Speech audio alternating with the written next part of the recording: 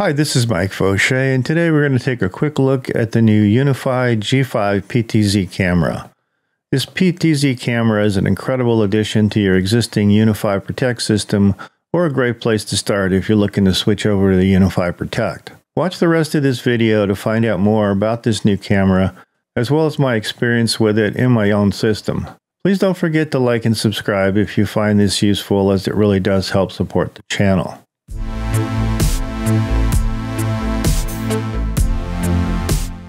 Just to clarify, I bought this hardware for my own system, and UniFi did not provide me this device.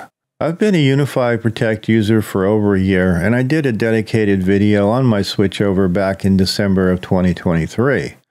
Since then, I've added some additional cameras, and they continue to make the Protect software better and better. Other than the $1,800 Pro PTZ camera, which is not affordable for most applications, there was a hole in their camera lineup. They didn't have a more affordable consumer-prosumer version of the PTZ camera that had similar capabilities as the Pro until now. I was thrilled when they released the G5, as it was exactly what I was looking for in a more affordable price range of around $300. It's not that it's cheap, but as you'll see in the video, you get quite a bit for your money. Teamed up with the features and the ease of use of the UniFi Protect, you end up with a great combination.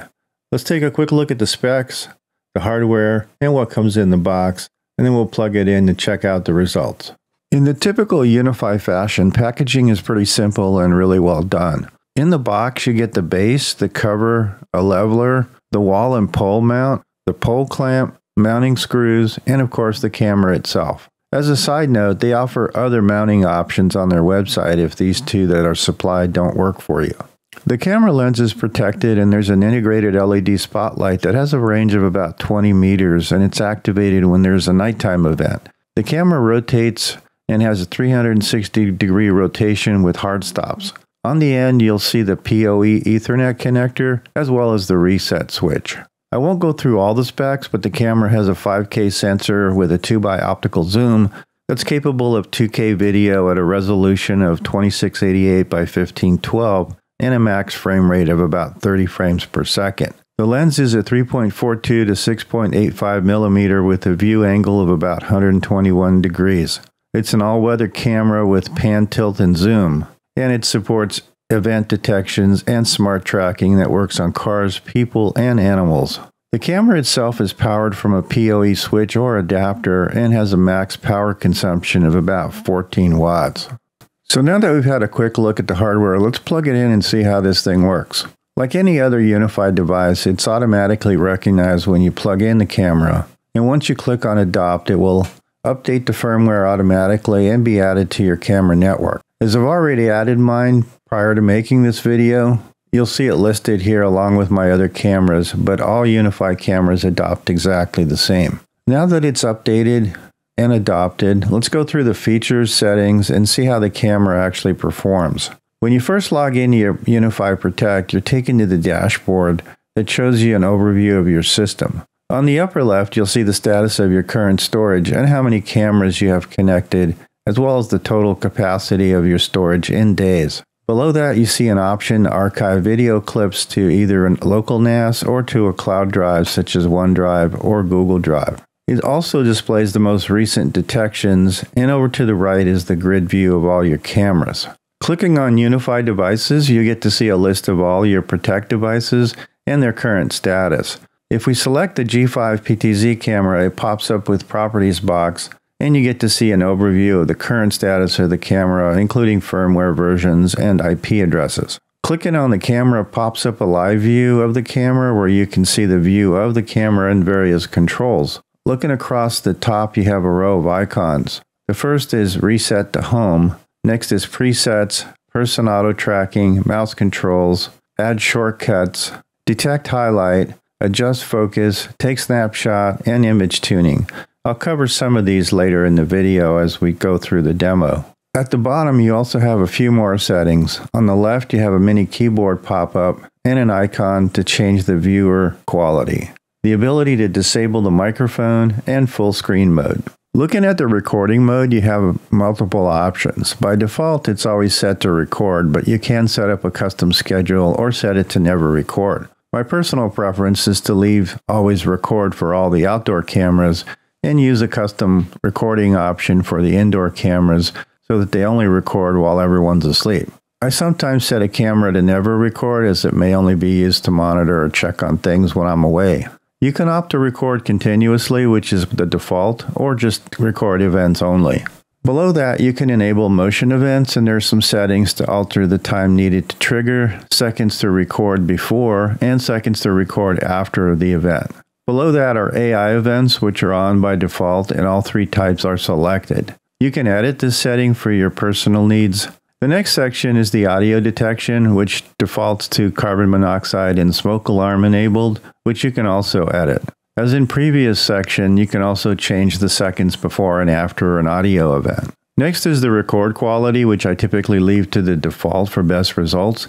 Scrolling down more, you have the overlay information that you can customize the way you want. I usually just set it for time and the name. Next is the recording retention, which I usually leave to auto, as the NVR or your gateway device will manage the storage pretty well. The next section is where I can customize the motion, detection, and privacy zones. If we edit the motion zone, we get the option to draw boundaries as well as creating multiple zones. As you can see in my setup, I drew a zone that extends to the edge of the sidewalk. For each zone, you can define the sensitivity as well as whether or not it will use the spotlight at night. You can set multiple zones so that you can control what areas are triggered and recorded with motion. Going to the Edit Smart Detection Zones, you have similar controls, but here you get the option of selecting the detection type. Looking at my particular setup, I created two zones. The first zone is similar to the one I used in the motion zone, and in the second zone, I disabled the light to avoid it coming on as it's a bit far away. I also disabled detecting vehicles to avoid picking up vehicles that drive up and down the street. You can of course change the sensitivity of each zone as well. In the last section, we have the option to create privacy zones, which blocks off an area that you don't want in your recordings at all. It draws a black box to obstruct the area that you define, and it stays fixed even if the camera is moving. We'll skip the next couple of sections and go to the home view. This determines the position of what you want the camera to see when it's sitting at rest and it's not tracking, as well as the position that it returns to after tracking something. Using the keyboard cursor keys or by clicking the appropriate direction key on the screen, you can move the camera to the exact position that you want. You can also use the I and the O keys to zoom in and out, or use the icon on the screen to get the exact zoom and the exact view that you're looking for. When you're done, hit the save key and that will become your default home position. If I move the camera around using my keyboard and hit return home, or enable the auto tracking, the camera will return back to this home position. Going back over the left menu bar, let's take a quick look at the detection screen. Here you'll see the detections that are coming from all of your cameras, but you can filter the detections based on one or more cameras. If you want to just look at the detections, for example, of the G5 PTZ camera that we're looking at, we can just filter the detections for that camera. Looking at a couple of examples, here we can see how the camera actually tracks movement, and as you can see, it does a really good job. The range of the tracking is actually pretty good. Looking at the mobile app, you can see some basic controls. On the left, you have the ability to zoom in and out and to take a snapshot. You have the motion controls, which allows you to actually move the camera up and down, right and left. And on the bottom, you have the reset home position and the center icon, which re-enables auto tracking. One thing I did want to point out is if you do manually move the camera around with the mobile app or the web interface, you have to remember to re-enable auto tracking. Otherwise, the camera will just stay in that position. It will still detect and record, but it won't track movement. So whenever you manually move the camera, you have to remember to enable auto tracking. I would have preferred that it could be set up on some type of timer so that when you're done moving the camera around, it would automatically reset back to auto tracking. I did run across one issue, and that's when you view and move the camera with the mobile app, you can clearly tell that tracking is off. However, when you do that with the web interface, you can't really tell.